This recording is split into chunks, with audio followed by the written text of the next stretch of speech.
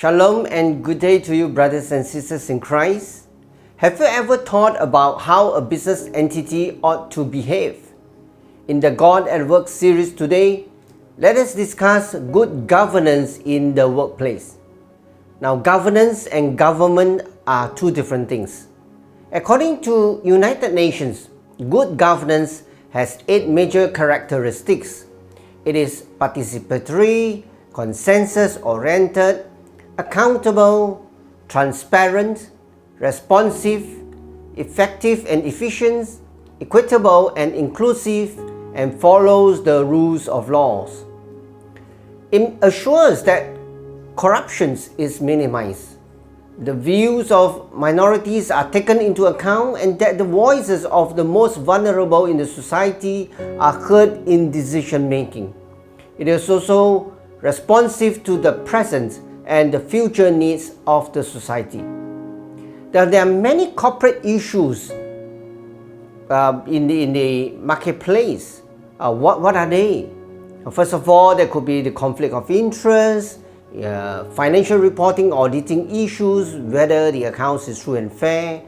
Could there be disqualifications of accounts by the auditor? Even directors' remunerations is an issue.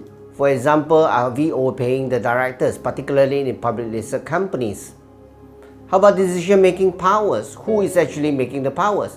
Risk management is another issue. Whether do you have internal control in the organizations? Ethics, it is a big issue in corporates.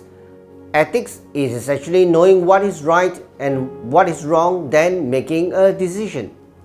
So a common term used in the corporate issues on governance is called the corporate governance. But what is this?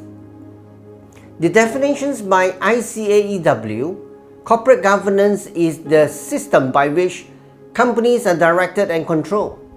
Boards of directors are responsible for the governance of their companies. The shareholders' role in governance is to appoint the directors and auditors and to satisfy themselves that an appropriate governance structure is in place. Now, good corporate governance ensures that a business environment is fair and transparent, and that employees can be held accountable for their actions. On the other hand, weak corporate governance leads to waste, mismanagement, and worse still, corruption. There are a few key concepts of corporate governance, but let us understand all these from a biblical standpoint.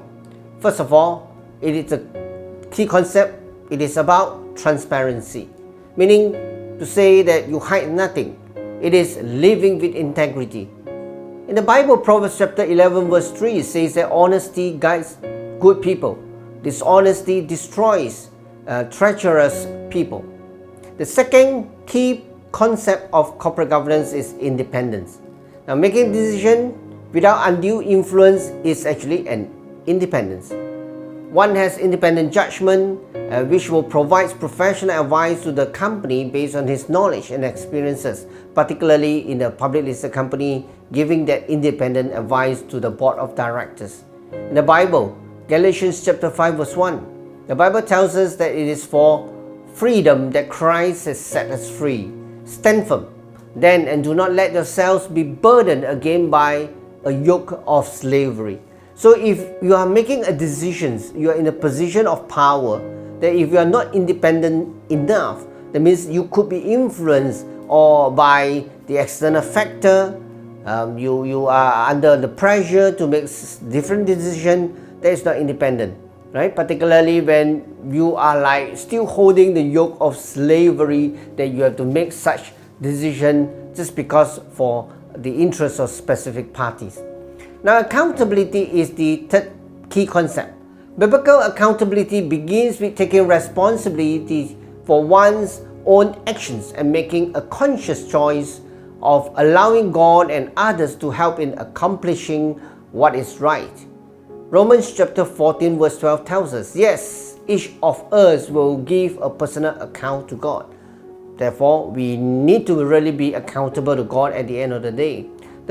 The other key concept is about fairness in corporate governance. Proverbs chapter 31 verse 9. it says that yes, speak up for the poor and helpless and see that they get justice. Now in the marketplace, in the corporate world, that you need to really speak up and you need to protect the helpless and the poor. And last but not least, the key concept of corporate governance is about social responsibilities, because in the Proverbs chapter 19 verse 17, it tells us that if you help the poor, you are lending to the Lord and He will repay you. So we need to be responsible to the stakeholders around us, particularly that you need to help the poor. Now, corporate governance can be rule-based or principle-based. For the public listed companies, they are guided by the Malaysian Code on Corporate Governance, which sometimes we call it in short MCCG, and the Bursa listing requirements as well.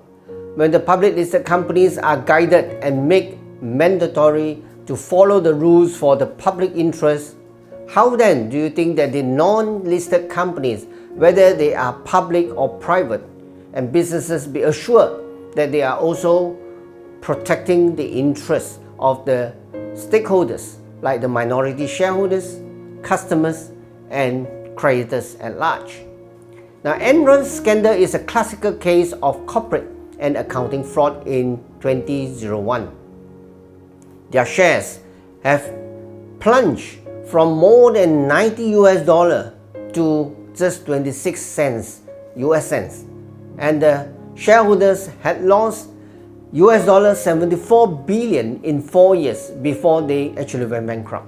This has also caused one of the biggest audit firms, Arthur Andersen's, to disappear totally from the professional practice. When there is no compliance requirement for rule-based governance, like in the public listed companies, Christian in the unlisted companies, especially when you are in a small and medium-sized enterprise or SMEs, SMIs, should be guided by the Bible principles in the workplace. As no legislations, no rules govern all the best practices, decision-making should be guided by such biblical principles for God's glory. Finally, the main key of corporate governance is actually accountability. We are all accountable to God for whatever we do in our entire earthly life, including in the workplace. We cannot have a dichotomy mindset that work is separate from our spiritual lives. We cannot hide from Jesus. We have to open up our books and be transparent.